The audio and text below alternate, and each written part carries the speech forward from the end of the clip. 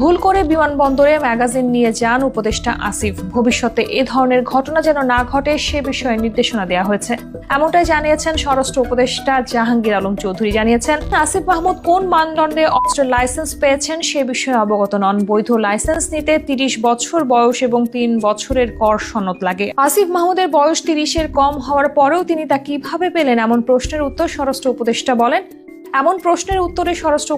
বলেন, আমি যেহেতু ওই আইনটা দেখিনি সেহেতু এই বিষয়ে আমি কিছু বলতে পারবো না। মাহমুদের ব্যাগ থেকে ম্যাগাজিন সহ গুলি উদ্ধার হওয়ার পরও তাকে কেন গ্রেফতার করা হলো না? উপর থেকে নির্দেশ থাকলে আমাদের কিছু করার থাকে না, এটা দেশের জন্য লজ্জাজনক। কিন্তু AK-47 না, এটা তারই একটা লাইসেন্সকৃত হাতিয়ার, পিস্তলের একটা ম্যাগজিনতে থাকে, একটা খালি ম্যাগজিনটা ওটা ভুলে ওনার রয়ে গেছিল। ওইটা দেখেন, হয়তো চশমাটা নিয়ে যাবেন, ভুলে হয়তো চশমা না নিয়ে মোবাইলটা নিয়ে রওনা হয়ে গেলেন।